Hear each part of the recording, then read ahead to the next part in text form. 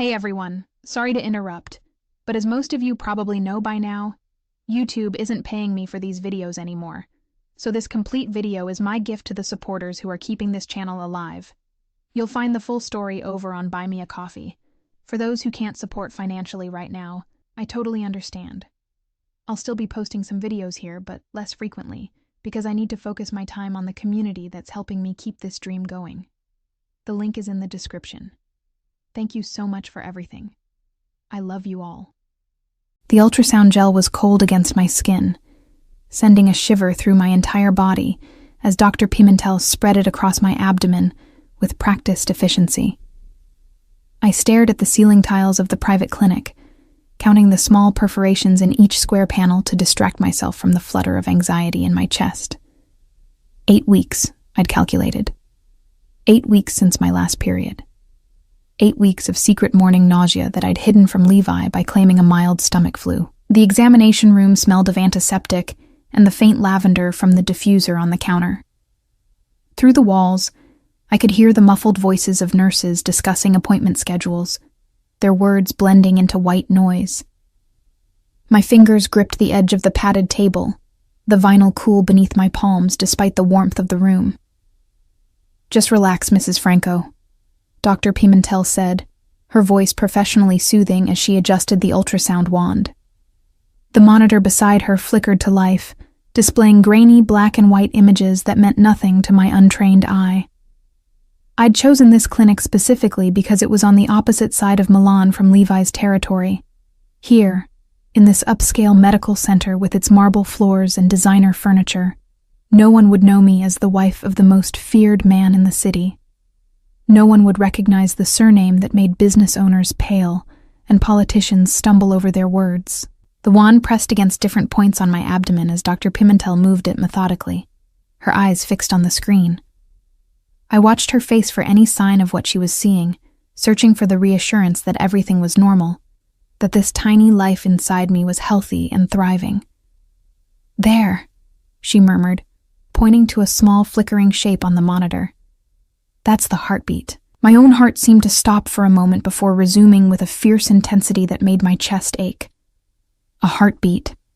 My baby's heartbeat. The reality of it crashed over me like a wave. I was going to be a mother. Levi was going to be a father. Except something in Dr. Pimentel's expression made me pause. Her professional smile had frozen, replaced by a tension that tightened the corners of her mouth. She stared at the screen, then at her computer, then back at the screen, her fingers moving across the keyboard with increasing urgency. "Is something wrong?" I asked, my voice barely above a whisper. The question hung in the air between us, heavy with unspoken fears. Dr. Pimentel didn't answer immediately. Instead, she saved several images from the ultrasound, her movements precise but hurried. Then she turned to me, and what I saw in her eyes made my blood run cold. Not concern for the baby's health, but something else entirely.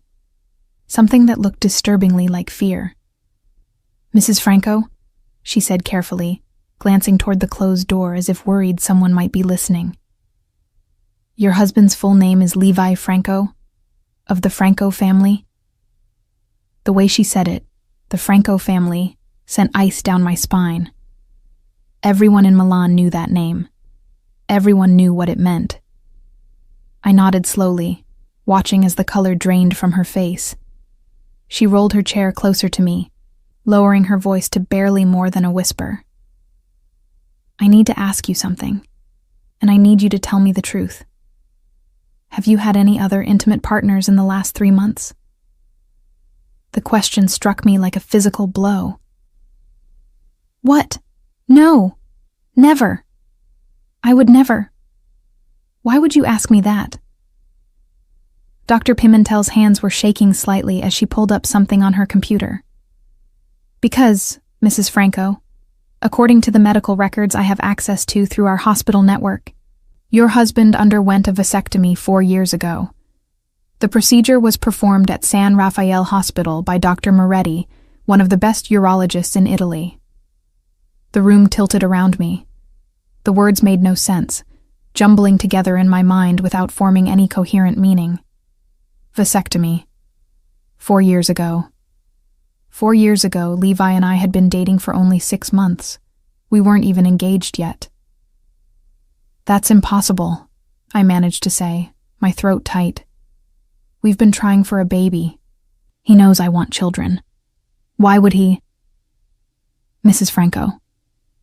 Dr. Pimentel's voice cut through my spiraling thoughts with surgical precision. "I need you to listen to me very carefully. The medical records are very clear. The procedure was successful. Your husband is sterile." I looked at the monitor, at the small, flickering heartbeat that was undeniably real, undeniably alive inside me. "But I'm pregnant. You can see it right there.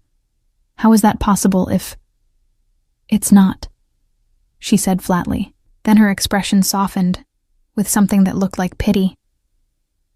"Which means either those medical records are wrong, which seems highly unlikely given the source, or—" She trailed off, letting me fill in the terrible implication. My mind raced through the last 8 weeks, trying to understand. I hadn't been with anyone else. I hadn't even looked at another man since the day Levi had walked into my father's restaurant 3 years ago. All dangerous charm and eyes that saw too much. From that first moment, there had been only him. But if he'd had a vasectomy before we were even engaged— "Why?" I whispered, more to myself than to her. "Why would he do that, and never tell me?" Dr. Pimentel stood abruptly, crossing to the door and checking that it was fully closed before returning to my side. When she spoke again, her voice was urgent, almost pleading. "Mrs. Franco, I shouldn't be telling you this. If anyone knew I had accessed these records, shown them to you. But I have a daughter your age, and if she were in your position, I would want someone to warn her." "Warn me about what?" She took a deep breath. "Men in your husband's profession. They operate by very specific codes. Loyalty, above all else. And infidelity." She paused, choosing her words carefully. "Infidelity is considered the ultimate betrayal, especially from a wife." The full weight of what she was saying settled over me like a suffocating blanket.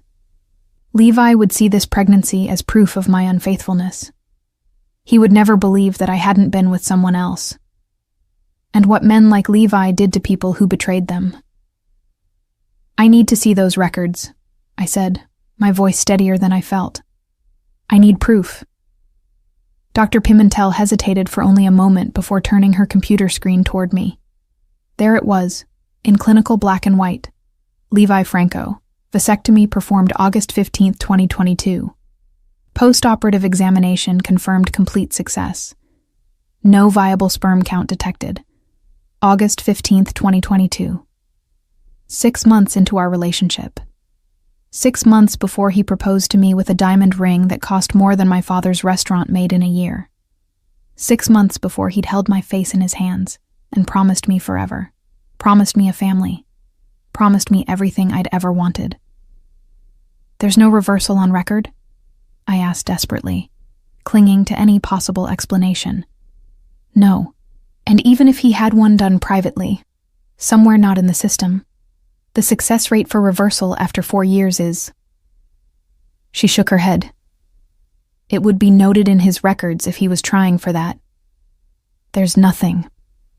I closed my eyes, trying to slow my breathing, trying to think clearly through the panic that was beginning to claw at my throat. Levi had married me knowing he could never give me children. Knowing that I desperately wanted to be a mother, I'd told him on our 3rd date, when he'd asked about my dreams for the future.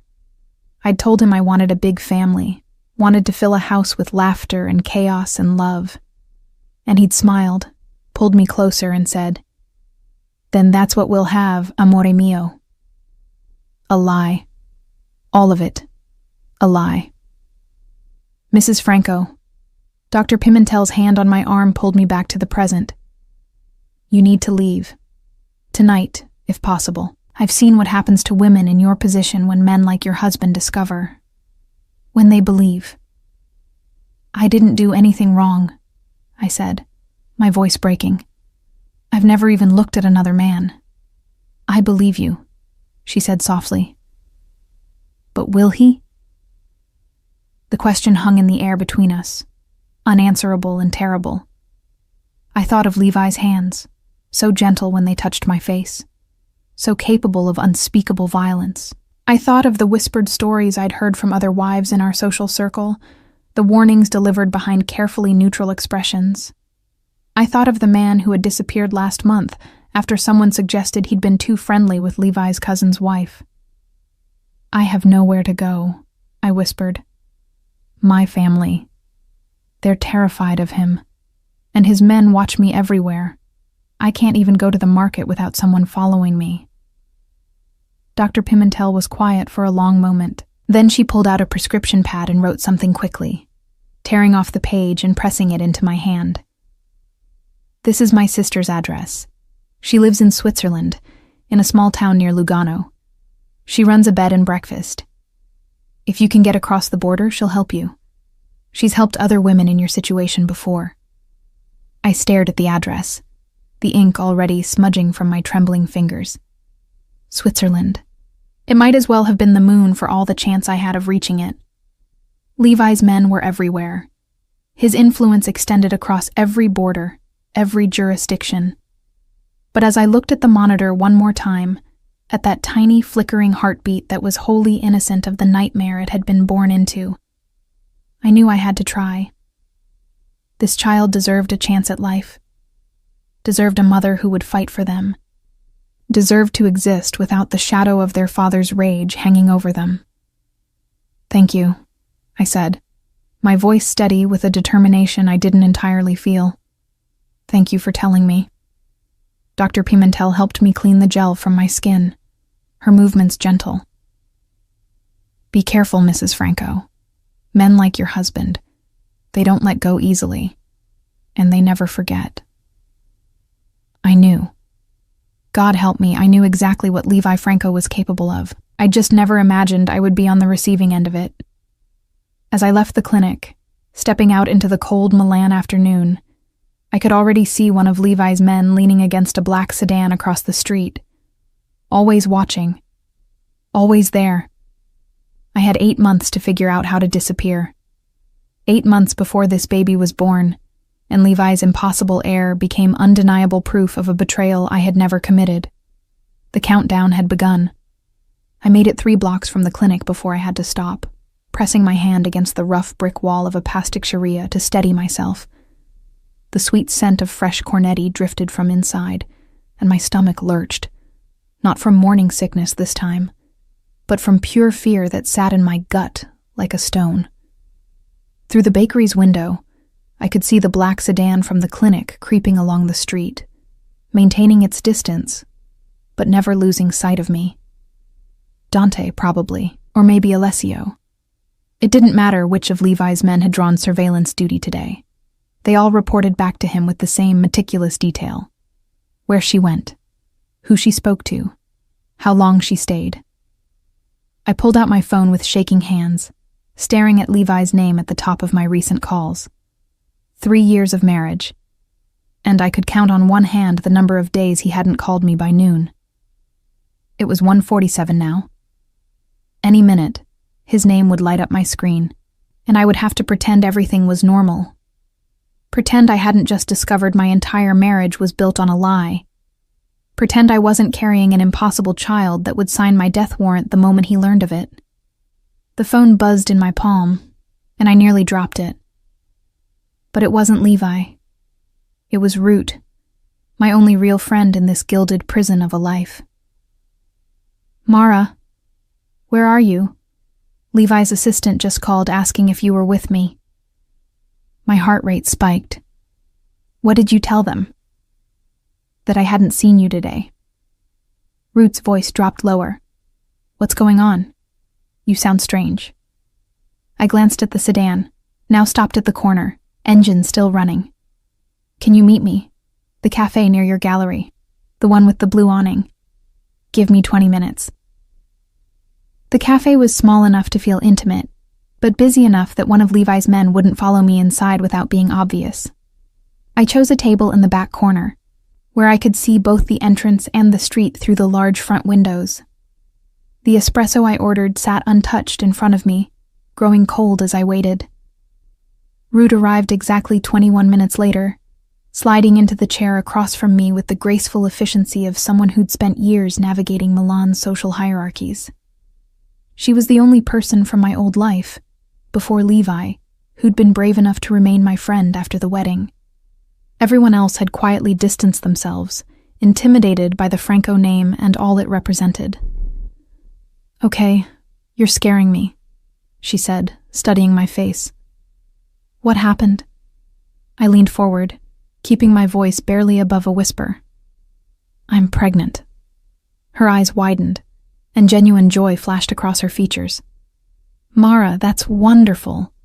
You've wanted this for so long. Does Levi know?" "No."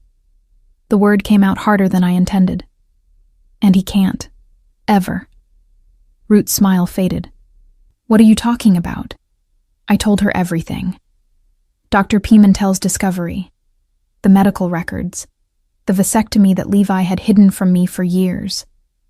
Root's face went through a series of expressions: confusion, disbelief, horror, before settling on the same terrible understanding that had been growing in my chest since I'd left the clinic. "Mara," she breathed, "you have to leave. Tonight. Right now." "With what money? He controls everything. The apartment is in his name. The car is registered to his company. I have a credit card that he monitors." I laughed, a brittle sound that didn't reach my eyes. "I have exactly 200 euros in cash that I've been saving from the household allowance he gives me. That won't even get me out of Italy." Root reached across the table, gripping my hands. "Then we'll figure something out. I have some money saved. Not much, but enough to get you somewhere safe while we..." "While we what?" I pulled my hands back, wrapping them around the cold espresso cup. "Root, you don't understand what he is, what his family is. They have connections everywhere. Police, government officials, customs agents. The moment I disappear, they'll mobilize an entire network to find me. And when they do..." I didn't need to finish the sentence. We both knew the stories. Both knew what happened to people who crossed the Franco family. Root was quiet for a long moment, her artistic mind clearly racing through possibilities. "The baby," she finally said. "You're sure it's his?" "I've never been with anyone else. Not once. Not even close." The words came out fierce, defensive. But he won't believe that. How could he, when his medical records say it's impossible? Then there has to be an explanation. Maybe the vasectomy failed. Maybe he had it reversed and doesn't remember. Maybe doesn't matter. I cut her off, my voice dropping even lower as a waitress passed our table. "All that matters is what Levi will believe when he finds out, and what he'll do." Through the window, I watched the black sedan pull up across the street. A different man got out this time. Alessio, confirmed. He leaned against the car, arms crossed, making no attempt to hide his presence. A message. "I see you. I'm always watching." Root followed my gaze, her jaw tightening. "How do you live like this?" "I didn't know I was living like this," I admitted. "I thought the protection, the security, the constant presence of his men. I thought it was to keep me safe, to protect me from his enemies." I laughed again, that same broken sound. I never realized I was the one who needed protection from him. Did he ever? Root hesitated. "Has he ever hurt you?" "No, never." And that was the truth. Levi had been nothing but gentle with me, attentive, even tender. He'd never raised his voice in anger, never lifted a hand against me. The violence that others whispered about, the ruthlessness that had built his empire, I'd only ever seen hints of it, shadows that disappeared when he looked at me. Or so I'd thought. Maybe that's why this is so hard to process, I continued. Because he's been everything I thought I wanted. Protective, generous. He looks at me like I'm the most precious thing in his world. And all of it was based on a lie. Ruth's phone buzzed. She glanced at it, and I saw her face pale. It's Lorenzo. Levi's asking him if he's seen you. Lorenzo, Ruth's boyfriend, who worked in city planning, who'd been very helpful to Levi's construction projects over the past year. Who would absolutely tell Levi anything he wanted to know if it meant staying in his good graces. You need to answer, I said. Tell him you just met me for coffee. Tell him everything seems normal. Mara, do it, please. I can't have him suspicious. Not yet. Not until I figure out what to do. Ruth typed out a response, her hands shaking slightly. When she put the phone down, her eyes were bright with tears. I hate this. I hate that you're trapped like this. I hate that I can't just fix this somehow. You're helping by being here, by knowing the truth, by being someone I can trust.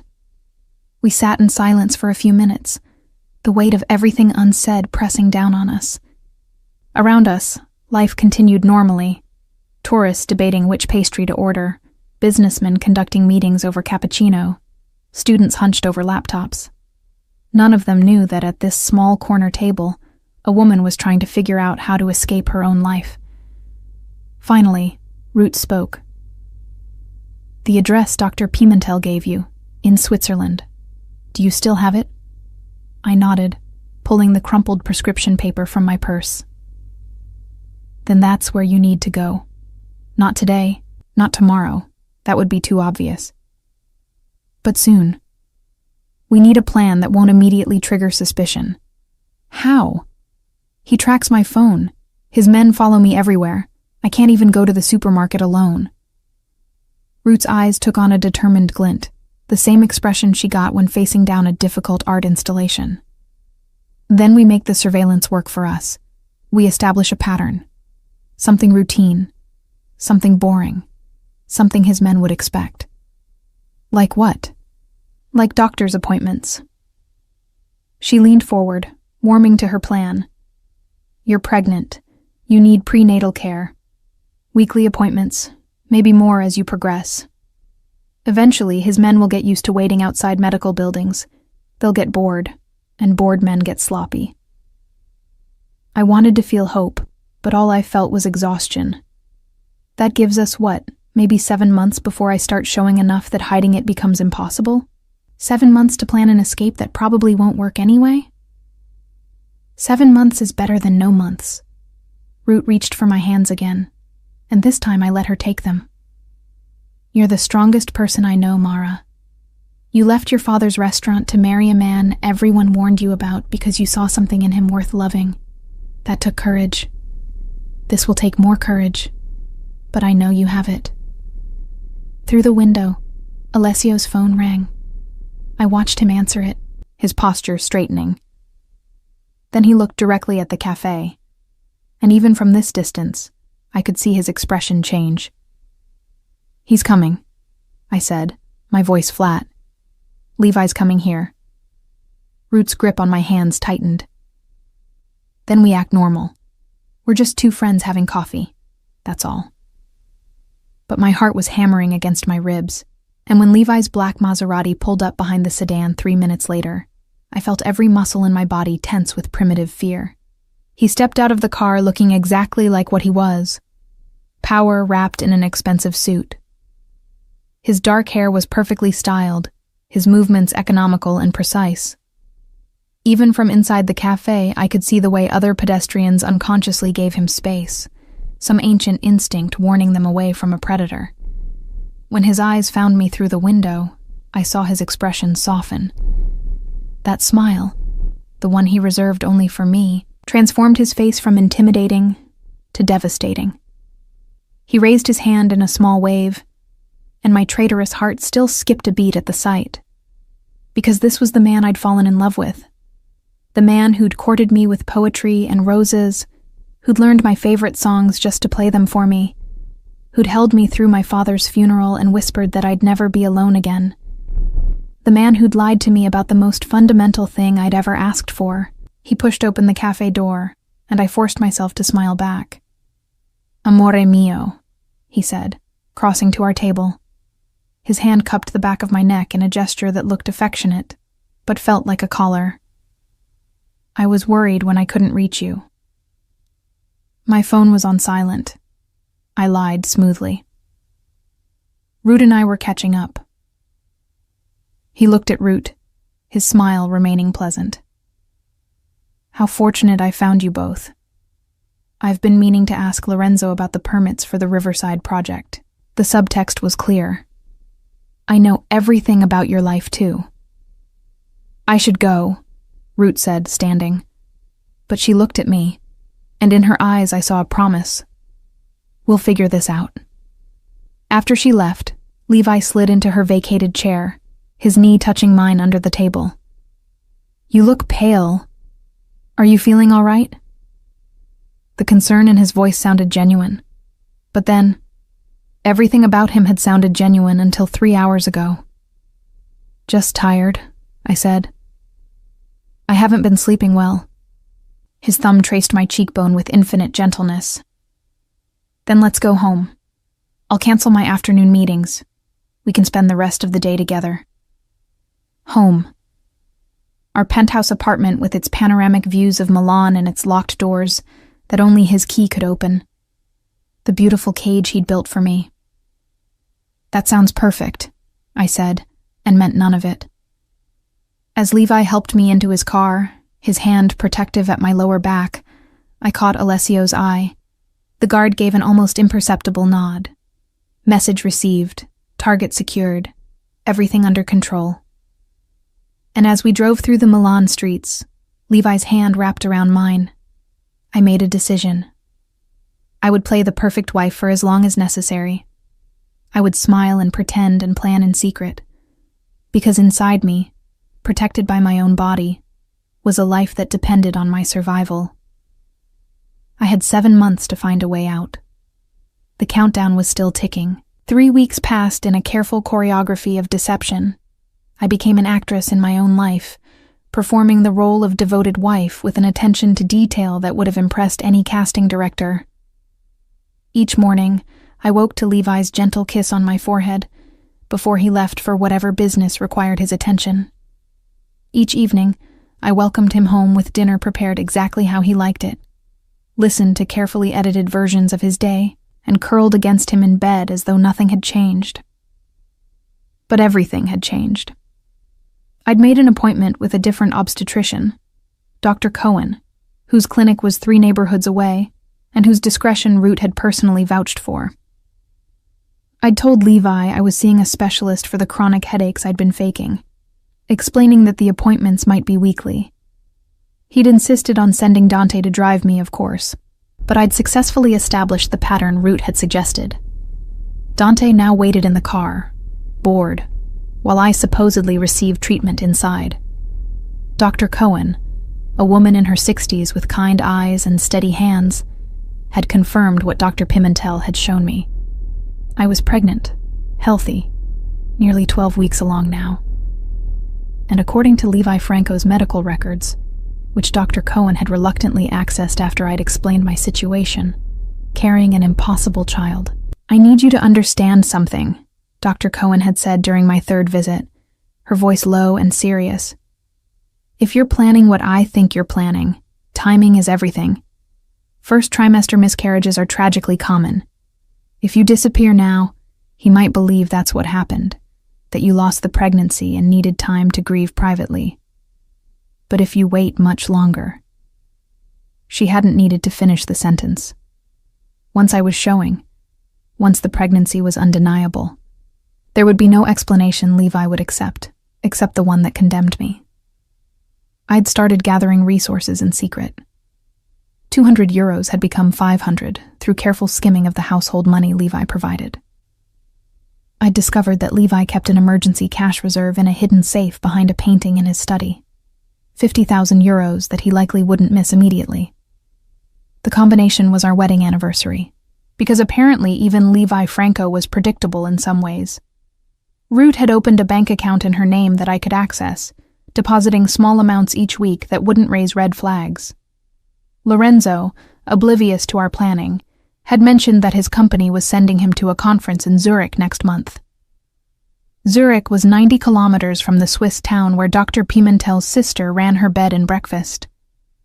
90 kilometers might as well have been 9,000, but it was a direction, a possibility.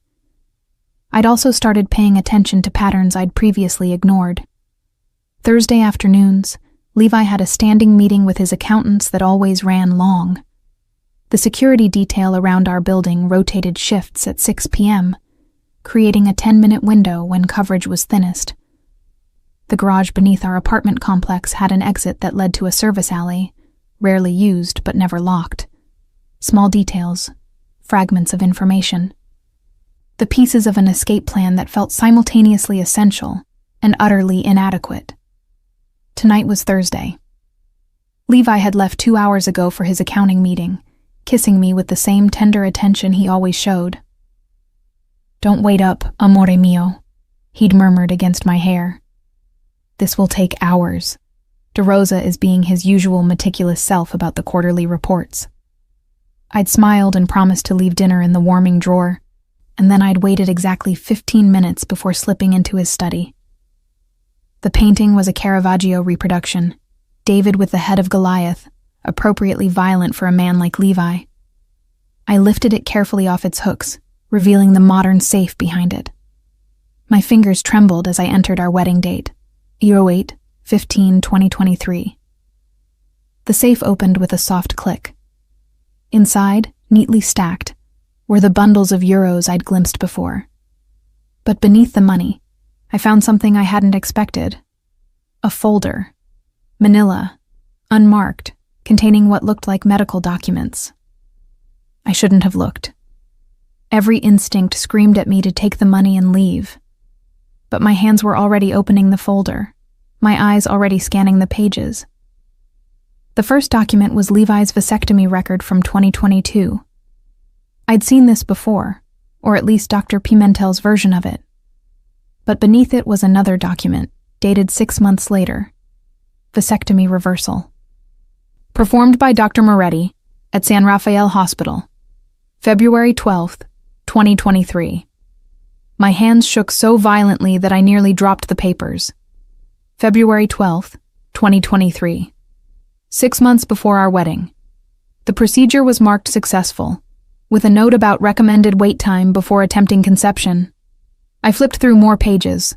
Post-operative examinations, sperm count analyses showing gradual improvement. A final report dated May 2023. Reversal successful. Patient cleared to attempt conception. Prognosis for fertility. Excellent. The folder slipped from my numb fingers, papers scattering across Levi's desk. He'd had the vasectomy reversed. He could have children.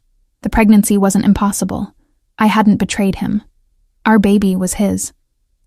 Relief crashed over me so intensely that I had to grip the edge of the desk to stay upright. I wasn't crazy. I hadn't somehow forgotten an affair that never happened. The medical impossibility that had condemned me was a lie. Or rather, it was outdated information that Dr. Pimentel had accessed without knowing about the reversal. But then a colder realization crept in, freezing the relief before it could fully form. Levi had never told me about the vasectomy. He'd never told me about the reversal. He'd kept both secrets. Let me believe we were simply having trouble conceiving naturally. Let me spiral into anxiety about my own fertility. Why? I gathered the papers with shaking hands, trying to put them back in the order I'd found them. That's when I saw the final document at the bottom of the folder.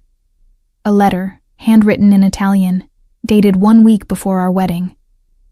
My Italian had improved significantly since marrying Levi, but I still struggled with some words.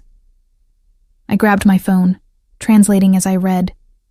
"My dearest Levi, I understand your decision regarding the medical procedure, though it pains me that you felt it necessary. Your father's legacy weighs heavily on all of us, and I cannot fault you for wanting to avoid the curse that plagued him. However, I am pleased that you have reconsidered, that you are willing to risk your health for the possibility of an heir. Dr. Moretti assures me the reversal was successful, and that your chances of fathering a child are excellent. But I must ask you again, are you certain you wish to keep this from Mara? She strikes me as a woman who values honesty, and this deception, even with the best intentions, may wound her deeply if discovered. I pray you are right about her love, that it will be sufficient to overcome any hurt she may feel. And I pray even more fervently that the universe grants you the family you desire, without the suffering your father endured. With all my love, Mama. The letter was dated August 8th, 2023. 1 week before our wedding. 1 week before Levi had promised me forever while hiding the truth about his own body, his own capacity for fatherhood, his own fears. The curse that plagued his father. What did that mean? I heard footsteps in the hallway. The security guard's hourly patrol. Panic flooded through me. I shoved the papers back into the folder, placed it beneath the money exactly as I'd found it, and closed the safe. The painting went back on its hooks just as the footsteps passed the study door. I waited in the darkness of Levi's study, my heart hammering, questions multiplying faster than I could process them. When the footsteps faded, I slipped out and returned to our bedroom on shaking legs. The medical records changed everything and nothing simultaneously. I wasn't carrying an impossible child conceived through betrayal, but I was carrying a child whose father had built our entire marriage on strategic omissions and careful lies. Why hadn't he told me about the vasectomy, about the reversal? What curse had his father suffered that made Levi fear fatherhood enough to make himself sterile, yet desperate enough for an heir to undo it? I pressed my hand against my abdomen, feeling the slight swell that was just beginning to show. 12 weeks. In another week or two, I wouldn't be able to hide it anymore. I could tell Levi now. Show him the folder I'd found. Explain that the pregnancy was his. That I'd never betrayed him. That his child was growing inside me exactly as he'd apparently hoped when he had the reversal. But something stopped me. Some instinct that whispered that this was bigger than a simple misunderstanding. That the secrets Levi kept had reasons I didn't yet understand. His mother's letter mentioned his father's legacy, a curse, suffering. I knew almost nothing about Levi's family history. He never spoke of his father, who had died when Levi was young. His mother lived in Sicily and rarely visited Milan. The few times I'd met her, she'd been warm but distant, as if afraid to get too close. I pulled out my laptop, suddenly desperate for information I'd never thought to seek before. I typed Franco family Milan history into the search engine, filtering for older articles. Most of what I found were recent business announcements or society page mentions. But buried in the archives of a local newspaper from 2005, I found an obituary that made my blood run cold. Giovanni Franco, patriarch of the Franco family, died yesterday at age 47 from complications related to early-onset dementia. He is survived by his wife, Rosa, and his son, Levi, age 15. Mr. Franco had been diagnosed with a rare hereditary form of dementia 3 years ago, a condition that gradually robbed him of his memory, his personality, and ultimately his life. The disease, which runs in the Franco family line and affects primarily male descendants, typically manifests in the early 40s. Mr. Franco's own father succumbed to the same condition at age 45. I read the article 3 times, each word settling into my understanding like pieces of a puzzle I hadn't known I was solving. Levi's father had died of hereditary dementia, a curse that ran in the male line of his family, a curse that Levi, now 33, would potentially face in less than a decade. He'd made himself sterile because he didn't want to pass the disease to a son. He'd reversed it because... why? For an heir? For me? Had his desire for a family outweighed his fear of condemning his child to the same fate? And had he kept it secret because he thought I wouldn't marry him if I knew? That I wouldn't love him if I understood the future that likely awaited him?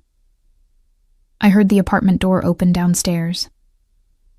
Levi, home earlier than expected. I closed the laptop and hurried to the bathroom, splashing water on my face to hide the evidence of tears I hadn't realized I'd shed. When I looked in the mirror, I saw a woman I barely recognized. Pale, exhausted, carrying secrets that grew heavier with each revelation. "Mara?" Levi's voice called from our bedroom. I took a deep breath and opened the bathroom door, forcing a smile. "You're home early." He crossed to me immediately, concern evident in his eyes as he studied my face. "DeRosa finished faster than expected." His hand cupped my cheek. "You've been crying. What's wrong?" For one wild moment, I considered telling him everything. About the pregnancy, about what I'd found in his safe, about the month of fear and planning and lies that had nearly destroyed me. But his hand was warm against my face, and his eyes held such genuine worry, and beneath it all I could see shadows I'd never noticed before. The shadows of a man living under a genetic death sentence, of a son who'd watched his father disappear piece by piece, of a husband who loved me enough to risk giving our child the same curse he carried. "Just a sad movie," I lied. "You know how hormonal I get." He smiled, pulling me against his chest. I fit there perfectly, the way I always had. His heart beat steady and strong beneath my ear. The heart that was genetically programmed to fail him in less than a decade, the same way it had failed his father and his grandfather. "My sensitive girl," he murmured into my hair. "Come to bed. I'll hold you until the sadness passes." I let him lead me to our bedroom, let him pull me into his arms, let him think he was comforting me. All the while, questions churned through my mind with dizzying speed. Did I still need to run? The pregnancy wasn't impossible anymore. But Levi didn't know I knew about the reversal. Would he believe the baby was his when I told him? Or would his first instinct still be suspicion and rage? And even if he believed me, what then? What kind of future could I offer this child? A father who might not remember their name by the time they reached school age? A mother trapped in a marriage built on necessary lies and dangerous secrets? Through the window, I could see Milan's light spreading out beneath us like a blanket of stars. Beautiful and cold and indifferent to the impossible choices I faced. Levi's breathing deepened into sleep, his arm heavy and protective across my waist. I stared at the ceiling, my mind racing, my hand pressed against the secret growing inside me. Somewhere in Switzerland, Dr. Pimentel's sister waited at a bed and breakfast I might never need to reach. Somewhere in this apartment, a folder of medical records contained truths that changed everything I thought I knew. Somewhere in my future, a child would be born who might inherit their father's curse, or might be spared, or might never have the chance to find out if I made the wrong choice. I had 12 weeks' worth of plans to escape a danger that might not exist. But I had no plan at all for loving a man who'd lied to protect both of us, who carried death in his DNA, who'd given me the child I'd always wanted, while hiding the cost it might demand. The countdown was still ticking. But now I didn't know what it was counting down to. Escape, revelation, or something far more complicated than either. Dawn was hours away, but I knew I wouldn't sleep. There were too many questions, too many secrets, too many possible futures spreading out before me like roads I couldn't see the end of. All I could do was keep walking forward and hope I chose the right direction. The next 2 weeks existed in a state of surreal suspension. I moved through our life together, Levi's and mine, as though watching myself from outside my body.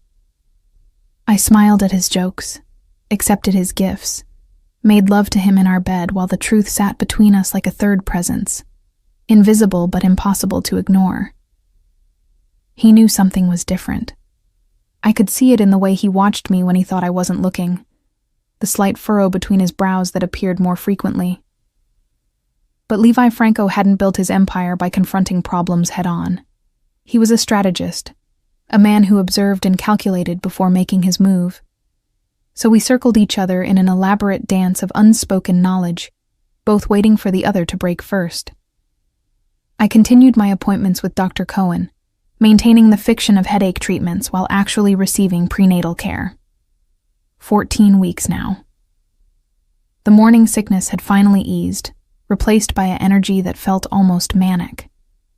My body was preparing to grow this child, regardless of the chaos surrounding its conception.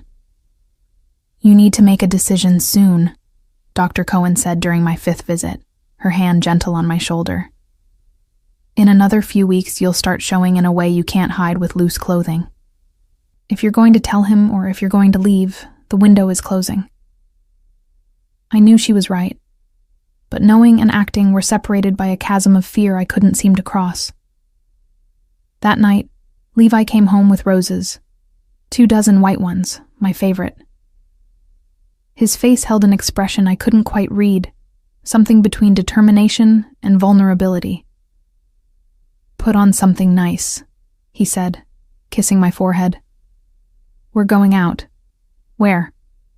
"You'll see." An hour later, we were seated at Da Vittorio, one of Milan's most exclusive restaurants. The kind of place where reservations required months of advance notice, unless your name was Franco, and maitre d's fell over themselves to accommodate you. Levi had requested a private room overlooking the gardens. Candles flickered on the table between us, casting shadows across his face that made him look simultaneously younger and older than his 33 years. "You're trying to seduce me," I said, attempting lightness. "We're already married. The seduction happened 3 years ago." He smiled, but it didn't reach his eyes. "Maybe I'm trying to remind you why you said yes." The comment landed strangely, carrying weight I wasn't sure how to interpret. "I remember perfectly well why I said yes. You were charming and persistent, and you made me feel like the most important person in the world. And now? Now?" I met his gaze across the table. "Now you still do. When you're not being mysterious and overprotective and treating me like I might break. You seem fragile lately." His fingers traced patterns on the tablecloth, a rare, nervous gesture. "Like you're carrying something heavy that you won't let me help with." My heart stuttered. Did he know? Had he somehow discovered the pregnancy? "Just stress," I said carefully. "These headaches have been—" "Mara." He cut me off gently. "I know the headaches aren't real." The blood drained from my face. "What?" "I know you're not seeing a headache specialist." Dante checked. He held up a hand before I could speak. "Not because I don't trust you, because I was worried. You've been different for weeks now, distant, distracted. And when the woman you love starts keeping secrets, you notice. I should have been angry about the invasion of privacy, about Dante reporting back to him, but all I felt was a strange kind of relief that we were finally being honest." "Then you know I'm seeing Dr. Cohen." "I know you're seeing an obstetrician." His voice was carefully controlled. "What I don't know is why you felt you needed to hide it from me." The waiter appeared with our first course, and we sat in loaded silence until he retreated. I stared at the beautifully plated food, my appetite completely gone. "How long have you known?" I finally asked. 2 days. Dante made some calls." Levi leaned forward, his eyes searching mine with an intensity that made it hard to breathe. "Mara, if you're pregnant, if we're going to have a child, why wouldn't you tell me? This is everything we've wanted. Everything I've wanted." The irony of his words, "everything I've wanted," struck me like a physical blow. Because he had wanted it enough to reverse the vasectomy I'd only discovered through accident and deception. "I found your medical records," I said quietly, In the safe behind the Caravaggio. The vasectomy from 2022. The reversal from 2023. Your mother's letter. Something flickered across Levi's face. Shock, followed by what looked like pain. He sat back in his chair, his hand running through his hair in a gesture of frustration I'd rarely seen from him. How long have you known? About 3 weeks, since the first ultrasound, actually. The doctor showed me records of the vasectomy and told me the pregnancy was impossible, that you were sterile. She told me to run because she thought... My voice broke. She thought I'd been unfaithful, that you'd kill me when you found out. Madonna Santa. Levi's face went white. You thought I would hurt you, that I would believe... He stopped, closing his eyes. When he opened them again, they were bright with unshed tears. And you've been living with that fear for 3 weeks? Thinking I would accuse you of betrayal? That I would harm you or our child? What was I supposed to think? I didn't know about the reversal. All I knew was that the medical record said you couldn't have children, and I was pregnant, and you'd never told me about any of it. So you were planning to leave me? It wasn't a question. I nodded, unable to speak past the lump in my throat. Levi stood abruptly, moving to the window overlooking the garden. His shoulders were rigid, his hands braced against the windowsill. When he spoke, his voice was rough with emotion I'd never heard from him. My father died when I was 15. Did you know that? I found the obituary, the dementia. Hereditary early-onset dementia. He turned to face me. It runs in the male line of my family. My grandfather had it. My father had it. There's a 70% chance I'll develop it too. Probably in my early 40s. The clinical way he delivered the information, as though discussing weather patterns rather than his own death sentence, made it somehow worse. That's why you had the vasectomy, I said. You didn't want to pass it on. I watched my father disappear piece by piece. Watched him forget my mother's name, forget who I was, forget everything that made him the man he'd been. By the end, he didn't even know he was dying. Levi's voice cracked. I swore I would never do that to a child. That I would never create a life just to watch it potentially suffer the same fate. Then why reverse it? Why risk having a child if you felt that strongly? He crossed back to the table, kneeling beside my chair so we were eye level. His hands found mine, holding them with a desperate gentleness. Because I met you. Because you made me believe that some risks are worth taking. Because when you told me you wanted children, wanted a family, I couldn't bear the thought of denying you that dream. His thumb traced circles on my palm. I had the reversal 6 months before I proposed. Dr. Moretti said the chances of the gene being passed on could be tested for, that there were options, that medical science might find answers before any child of mine reached the age where symptoms appear. You should have told me. I know. God, Mara, I know. But I was terrified. His eyes held mine, vulnerable in a way I'd never seen. Terrified that if you knew about the dementia, you wouldn't marry me. That you'd see me as damaged goods, as a bad investment. That you'd leave before I had the chance to love you the way I needed to. So you lied instead. I omitted. I justified it as protecting you from worry. I told myself that if the disease never manifested, you'd never need to know. And if it did... He swallowed hard. If it did, at least I'd have had years of you looking at me like I was whole. Anger and compassion warred inside me. I understood his fear. How could I not, when I'd spent 3 weeks living in terror of my own? But understanding didn't erase the hurt of deception. I spent 3 weeks thinking I was going to die, I said, my voice shaking. 3 weeks planning to escape, to run to Switzerland, to raise our baby alone because I thought you'd never believe it was yours. 3 weeks of fear so consuming that I couldn't eat, couldn't sleep, Couldn't think about anything except survival. Levi's face crumpled. I'm so sorry. Mara, I'm so sorry. If I had known, if I had any idea. That's the point, Levi. You didn't know because we've both been keeping secrets. Because instead of trusting each other with the truth, we each decided we knew better. I placed his hand against my abdomen, where our child was growing. This baby deserves better, deserves parents who can be honest with each other, even when it's terrifying. He went very still, his palm warm through the fabric of my dress. You're really pregnant. It's real. 14 weeks, due in late September. Our child. His voice was filled with wonder and something that sounded like fear. Our child who might inherit. We don't know that yet, and even if they do, we'll face it together. But only if we stop lying to each other. No more secrets, Levi. No more protection through omission.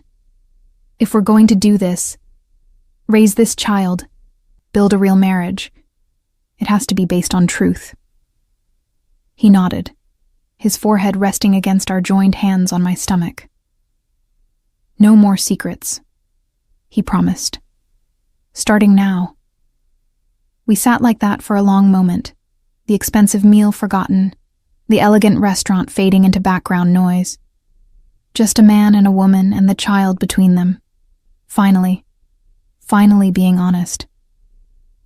I need you to know something, Levi said eventually, his voice muffled against my dress. When Dante told me you were seeing an obstetrician, my first thought wasn't suspicion or anger. It was joy. Pure, absolute joy that we were going to have a family. I never doubted for a second that the child was mine. Even knowing the vasectomy had happened? I knew about the reversal, remember? I knew it was possible. And more than that, he lifted his head to look at me. I know you, Mara. Know your heart. You're not capable of the kind of deception betrayal would require. The thought never even crossed my mind. Something in my chest loosened at his words, a knot I'd been carrying for weeks finally beginning to unravel. So, where do we go from here? I asked. Levi stood, pulling me to my feet and into his arms. We go home. We tell my mother she's going to be a grandmother. We start preparing for this baby together. And we figure out, day by day, how to be the kind of parents this child deserves. Even if the dementia, even then. His arms tightened around me. We'll face whatever comes together. And who knows? Maybe by the time I'm 45, they'll have treatments. Maybe our child will never have to watch me disappear the way I watched my father. But if they do, his voice broke. If they do, at least they'll have you. At least they'll know they were wanted, loved, chosen. I pulled back to look at his face, seeing the fear and hope and love written there with heartbreaking clarity. We should go home, I agreed. We have a lot to plan. As we left the restaurant, Levi's hand protective at my lower back, I felt the weight of the past 3 weeks beginning to lift. There would be more challenges ahead.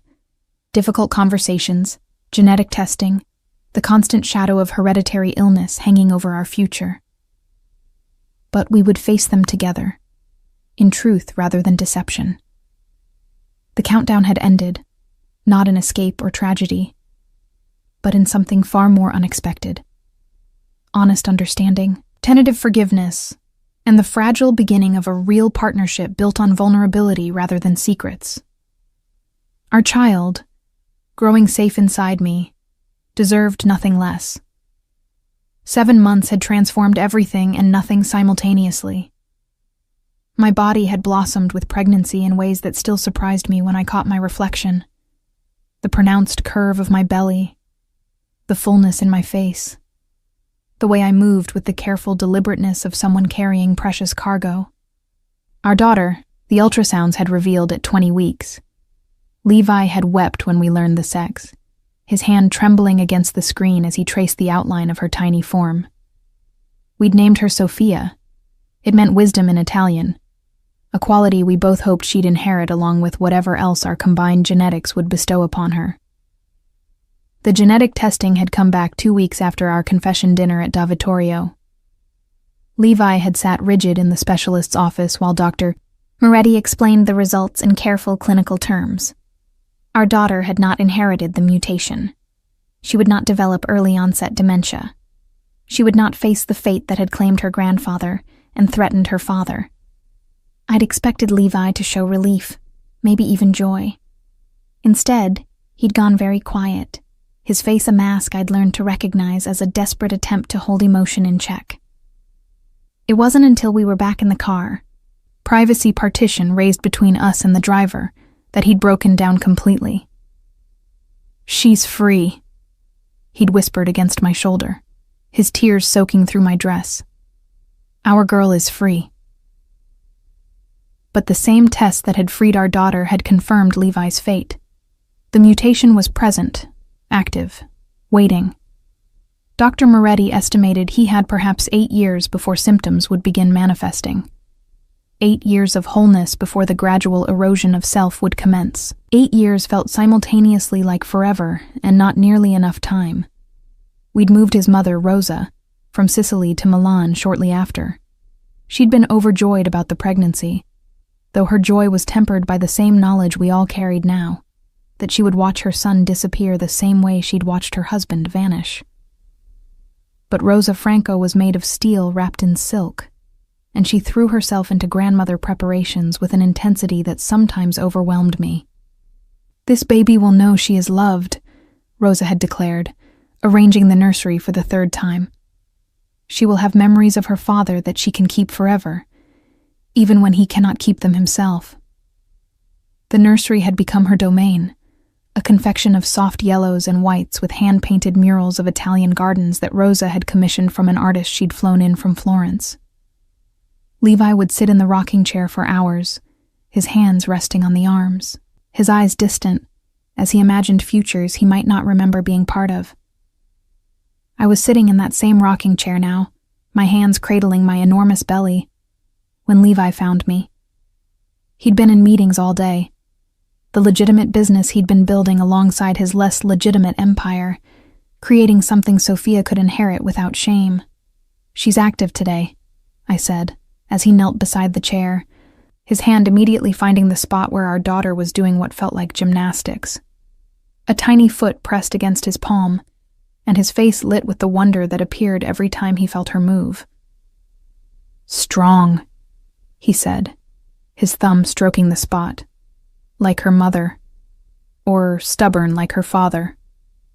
He smiled, but I could see the shadows behind it. "I met with the lawyers today. The trusts are all established. Everything will be in your name, with Rosa as backup executor. When the time comes—" "Levi, don't." "When the time comes," he continued firmly, "you'll have full control. No one can touch what I've built for you and Sophia. It's all protected, all legitimate. She'll never want for anything." I pulled his hand from my belly to my lips, kissing his palm. "She'll want her father. She'll have him for as long as possible. Dr. Moretti thinks we have 8 years. 8 years of me being fully present. I intend to make every moment count." Movement near the nursery door caught my attention. Rosa stood there, her expression soft with a sadness that made her look suddenly old. "Levi, you have a visitor. He says it's urgent." Levi's expression hardened instantly, the vulnerable father disappearing behind the mask of the businessman. "I told Dante no interruptions today. He said you'd want to hear this. Something about irregularities in the Borelli shipment." Levi stood, kissing my forehead. "I'll handle it quickly." "Don't move. I want to feel her kick again when I get back." After he left, Rosa came to sit on the ottoman beside the rocking chair. Her hand joined mine on my belly, a grandmother's touch seeking connection with her granddaughter. "He's preparing for the worst," she said quietly. "Making sure you and Sophia will be protected when he's no longer able to protect you himself." He has 8 years. That's not nothing. It's also not enough. It will never be enough. Rosa's eyes glistened with tears she wouldn't let fall. But it's what we have. And we will fill those years with so much love that Sophia will carry it with her always. A sharp pain lanced through my abdomen, so sudden and intense that I gasped. Rosa was on her feet immediately, her hand gentle on my shoulder. "Mara? What's wrong?" "I don't know, it just..." Another pain, this one stronger, radiating from my lower back around to the front. Something's not right. Rosa was already moving to the door, calling for someone to get Levi, to call Dr. Cohen, her voice steady, despite the fear I could see in her eyes. Levi appeared within seconds, his meeting apparently forgotten the moment he saw my face. What happened? Pain, I managed between contractions, because that's what they were, I realized with growing terror. But it's too early. I'm only 34 weeks. She's not supposed to come yet. Dr. Cohen arrived at our apartment within 30 minutes, her calm efficiency somewhat undermined by the worry in her eyes as she examined me. "You're in preterm labor," she confirmed. "I can try to stop it, but given how far along you are and how quickly things are progressing, I think we're better off getting you to the hospital." "She's not ready," I said, panic making my voice sharp. "It's too early. She needs more time." Levi's hand found mine, squeezing with controlled strength.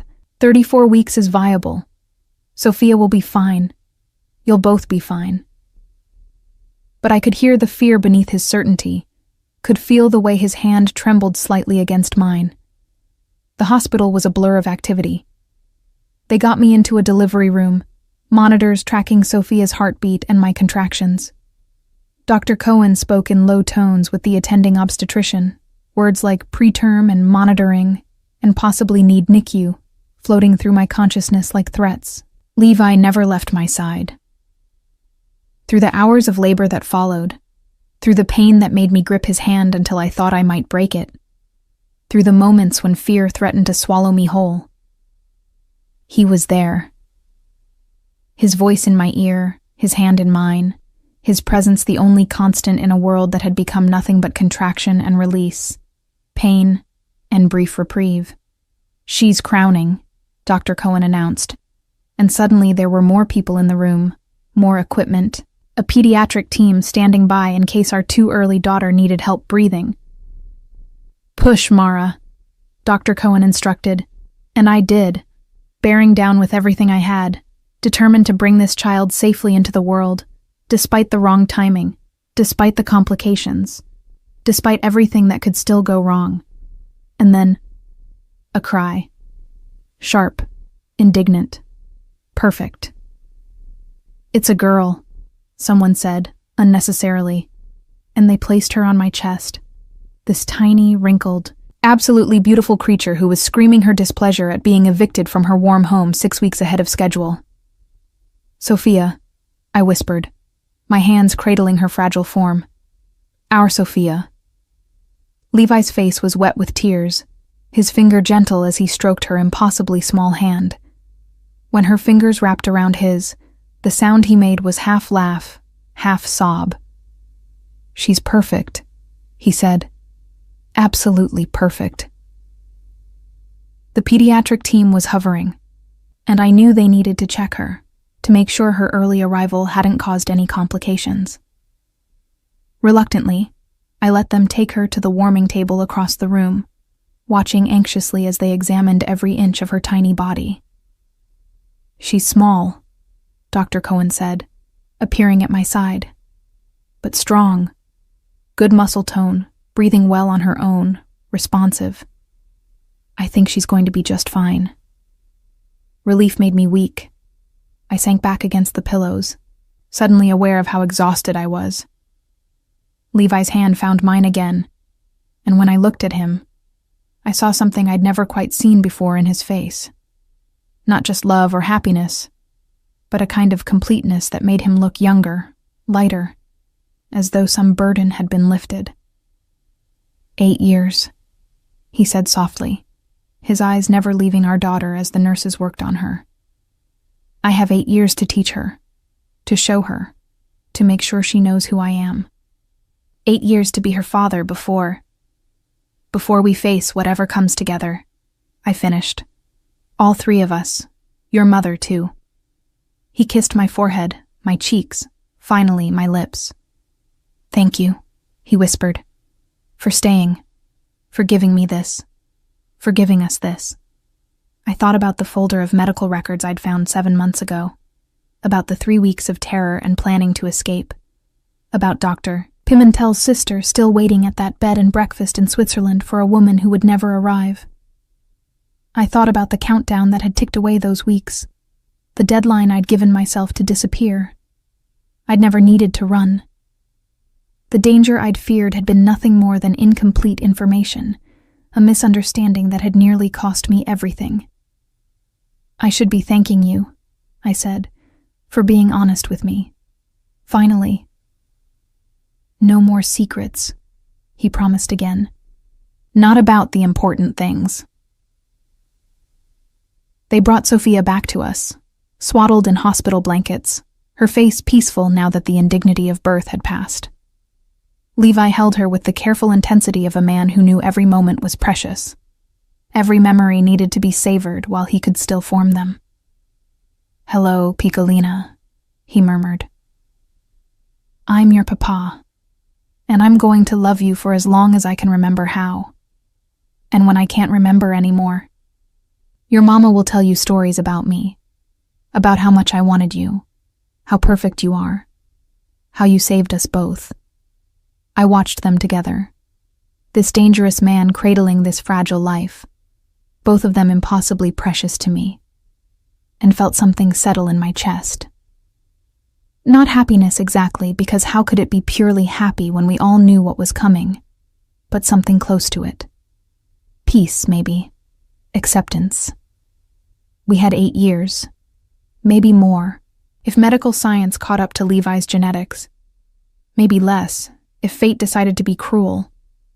But we had right now, this moment, this perfect daughter who had brought us together, even as the threat of separation loomed in our future. She looks like you, Levi said, his finger tracing Sophia's tiny nose. She has your strength. She has your stubbornness, I countered. She's 6 weeks early because she couldn't wait. He laughed, the sound warm and genuine. Rosa appeared in the doorway, her eyes bright with tears as she saw her granddaughter for the first time. Oh, she breathed, crossing to us. Oh, she's perfect. Levi placed Sophia carefully in his mother's arms, and I watched 3 generations of Franco women connect. Rosa, who had lost her husband to this disease, me who would lose my husband to it, and Sophia, who had been spared, but would still bear the weight of its legacy. We're going to be okay, I said, speaking to all of them and to myself. Whatever comes, we're going to face it together. And watching them, my daughter, my husband, my mother-in-law, I almost believed it. The countdown had ended not in escape or tragedy, but in this, a too early baby, a too short future, and the fierce determination to love completely while we could. It would have to be enough. It would have to be everything. Sophia was 2 weeks old when the first real test of our honesty pact arrived. We'd brought her home from the hospital after 4 days of monitoring, her weight stabilizing, her breathing strong. The apartment had transformed into a shrine to new parenthood. Burp cloths draped over every surface, the bassinet beside our bed, the constant white noise of the sound machine that seemed to be the only thing that kept our daughter from expressing her powerful opinions about the world. I was surviving on approximately 3 hours of sleep per 24-hour period. My body still recovering from the birth, my mind foggy with exhaustion and hormones. Levi had taken time away from business to help, and I'd discovered that the most feared man in Milan was absolutely helpless in the face of one tiny infant. She's crying again, he said unnecessarily, hovering over the bassinet with the expression of someone defusing a bomb. What does she need? The same thing she needed 30 minutes ago. To eat. I reached for her, wincing at the pull of still healing muscles, and settled into the nursing chair Rosa had insisted was essential. Levi watched with fascination as Sophia latched on, her tiny hands flexing against my breast. "It's miraculous," he said softly, "that your body knows exactly what to do." "My body has very strong opinions about everything right now," I replied, adjusting Sophia's position, most of them involving sleep that I'm not getting. He kissed the top of my head. "Let me take her after this feeding. You sleep. I'll handle whatever she needs. You can't breastfeed. I can walk with her, rock her, change her, let you rest for a few hours at least." His hand cupped my cheek. "You need to recover, amore mio. You pushed our daughter into the world 6 weeks early. Your body deserves time to heal." I was too exhausted to argue. After Sophia finished feeding, I handed her to Levi and stumbled to our bed, unconscious almost before my head hit the pillow. I woke 4 hours later to voices in the living room, Levi's and another man's, speaking in low, urgent Italian. My still foggy brain took a moment to identify the second voice. Dante. Something was wrong. I pulled on a robe and padded quietly to the bedroom door, opening it just enough to hear clearly. "Can't ignore this, boss. The Borelli situation has escalated. They're making moves on the waterfront shipments, cutting into our margins significantly. If we don't respond, they'll see it as weakness. Then we respond through legal channels, file complaints with the Port Authority, document everything. That's not how this works, and you know it." Dante's frustration was evident. The Borellis don't respect paperwork. They respect power, and right now, with you distracted with the baby, they think we're vulnerable. "I'm not distracted. I'm focused on what matters." "Your family is what matters," Dante agreed. "Which is why you need to handle this before it gets worse. Before they start thinking they can push further, maybe even target." He stopped abruptly, but the implication hung in the air. "Target us. Target Sophia and me." "They wouldn't dare," Levi said, his voice dropping to the dangerous quiet I recognized, the tone that preceded violence. "They don't know about Sophia yet. We've kept her birth quiet, like you wanted. But eventually, word will spread. And when the Borellis realize you have a daughter, they'll see her as leverage." Ice flooded my veins. This was the world Levi had tried to protect me from, the reality of his empire that existed in the shadows of our domestic bliss. Men who would see our 2-week-old daughter as a tool, a weakness to exploit. "What do you recommend?" Levi asked, and I heard the resignation in his voice. The father making way for the businessman who dealt in violence. "The usual response, swift, definitive. Send a message that the Franco family is not to be tested." "No." The word was flat, final. "Find another way. I'm not doing this anymore, Dante. The old methods, the violence. I'm done with it." "Boss, I have 8 years," Levi cut him off. 8 years before this disease starts eating my brain. 8 years to be a father to my daughter, a husband to my wife.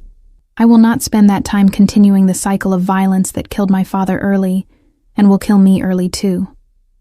I will not have Sophia growing up with a father who has blood on his hands, even if she's too young to understand it now. "Then what do you propose? The Borellis aren't going to back down because you've had an attack of conscience." "I propose we do what I've been working toward for the past year. We transition. Sell off the problematic assets. Keep only the legitimate businesses. The Borellis can have the waterfront if they want it. We'll focus on the real estate developments, the construction contracts, the things that won't put my family at risk." Dante was quiet for a long moment. "They'll never let you just walk away. You know too much, have too much leverage. They'll see it as betrayal. Then we'll navigate that when it comes. But I'm not responding to this with violence. I can't. Not anymore. I must have made some sound because both men turned toward the bedroom door. Levi's expression when he saw me shifted from determination to concern. "How much did you hear?" "Enough." I walked into the living room, tying my robe more tightly around my still soft midsection. "The Borellis are a threat. You want to walk away from that world. Dante thinks that's impossible." Dante had the grace to look uncomfortable at my directness. "Mrs. Franco, this is business. You shouldn't worry." "Don't." I cut him off. "Don't tell me not to worry. This business, as you call it, affects my daughter's safety. I have every right to be part of this conversation." Levi crossed to me, his hands gentle on my shoulders. "You should be resting." "I've done enough resting. What I need is honesty. You promised no more secrets, remember?" I looked between him and Dante. "So tell me the truth. How bad is this situation? How real is the threat to Sophia?" The men exchanged glances, some silent communication passing between them. Finally, Levi sighed. "The Borellis have been pushing boundaries for months. They're ambitious, reckless, willing to cross lines that even in our world are generally respected. Families, children, those have always been off limits. But the new generation doesn't honor the old codes the way their fathers did. So Sophia could be in danger. Not if I handle this correctly. Not if we're smart about the transition." "And what does handling it correctly look like?" I pressed, because I heard Dante suggest the usual response. "What does that mean?" Another exchanged look. Levi's jaw tightened.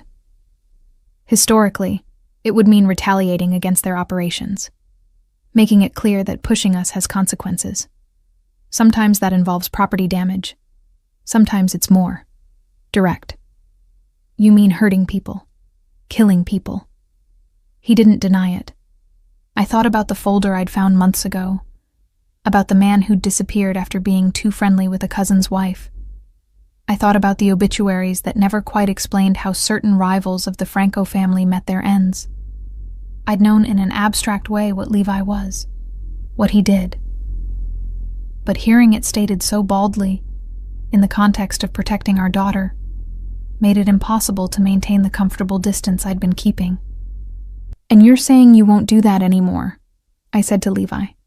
"That you want to walk away from that world?" "Yes. Even though it might put us at greater risk in the short term.